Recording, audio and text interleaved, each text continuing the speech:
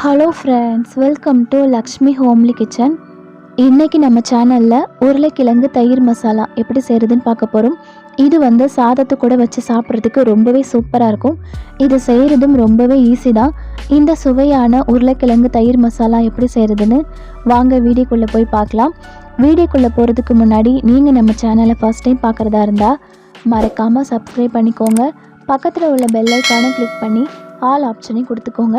வாங்க இப்போ நம்ம வீடியோக்குள்ளே போகலாம். ஃபஸ்ட்டு நம்ம இந்த ரெசிபி செய்கிறதுக்கு உருளைக்கிழங்கை வேக வச்சு எடுத்துக்கணும். நான் இன்றைக்கி 200 கிராம் அளவுக்கு உருளைக்கிழங்கு எடுத்திருக்கேன். இதை நம்ம வேக வச்சு எடுத்துக்கலாம். அதுக்கப்புறமா ஒரு மிக்சிங் பவுல் எடுத்துக்கலாம். இதில் அரை கப் அளவுக்கு தயிர் சேர்த்துக்கிறேன். இது ஒரு 10 ரூபாய் பாக்கெட் தயிர் இருக்கும். இது கூடவே 1/4 ஸ்பூன் அளவுக்கு மஞ்சள் தூள், 1/4 ஸ்பூன் அளவுக்கு மிளகுத்தூள், அரை ஸ்பூன் அளவுக்கு கரம் மசாலா, அரை ஸ்பூன் அளவுக்கு தனி மிளகாய் தூள், உங்கள் காரத்துக்கு ஏற்ற மாதிரி பார்த்து சேர்த்துக்கோங்க. 1 ஸ்பூன் அளவுக்கு குழம்பு மிளகாய் தூள், 1 ஸ்பூன் அளவுக்கு தனியா தூள், இதுக்கு தேவையான அளவு உப்பும் சேர்த்து நம்ம இதை நல்லா மிக்ஸ் பண்ணிக்கலாம். இப்போ நமக்கு தயிர் மசாலா ரெடி ஆயிடுச்சு. நம்ம ஏற்கனவே உருளைக்கிழங்கு வேக வச்சு வச்சுருக்கோம். அதை நல்லா மசிச்சு எடுத்துக்கோங்க, இல்லைனா ஒரு சின்ன சைஸில் கட் பண்ணி எடுத்துக்கோங்க. இப்போ நம்ம செய்ய ஆரம்பிச்சிடலாம். ஒரு கடாயில் 2 டேபிள் ஸ்பூன் அளவுக்கு ஆயில் சேர்த்துக்கலாம். ஆயில் நல்லா சூடானதுக்கப்புறமா அரை ஸ்பூன் அளவுக்கு கடுகு வச்சுருக்கேன், அதை சேர்த்துக்கிறேன்.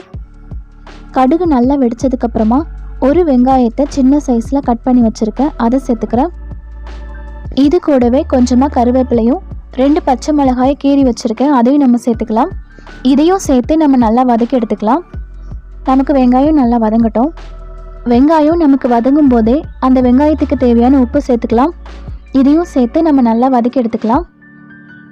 அதுக்கப்புறமா ஒரு 1/4 ஸ்பூன் அளவுக்கு இஞ்சி பூண்டு விழுது. இஞ்சி பூண்டோட பச்சை வாசனை போகிற வரைக்கும் நம்ம இதை நல்லா வதக்கிக்கலாம். இப்போ நமக்கு வெங்காயம் நல்லா வதங்கிடுச்சு. இது கூட நம்ம ஏற்கனவே ரெடி பண்ணி வச்சுருக்க தயிர் மசாலாவை சேர்த்துக்கலாம். இது கூட கொஞ்சமாக தண்ணியும் சேர்த்து ஒரு 2 நிமிஷம் நம்ம வேக வச்சு எடுத்துக்கலாம். இதுக்கு தேவையான உப்பும் சேர்த்து ஒரு 2 நிமிஷம் நம்ம மூடி போட்டு வேக வச்சு எடுத்துக்கலாம். இப்போ நமக்கு மசாலா நல்லா ரெடி ஆயிடுச்சு.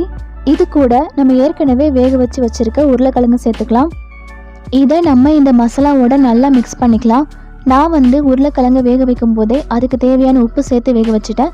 உப்பு சேர்க்கலை அப்படின்னா இந்த உருளைக்கிழங்குக்கு தேவையான உப்பும் சேர்த்து இந்த மசாலாவோட நல்லா மிக்ஸ் பண்ணிக்கோங்க. இது நல்லா மிக்ஸ் பண்ணதுக்கப்புறமா கடைசியாக கொஞ்சமாக கொத்தமல்லி தழை தூவிட்டு அடுப்பை ஆஃப் பண்ணால் போதும். சுவையான உருளைக்கிழங்கு தயிர் மசாலா தயாராகிடும்.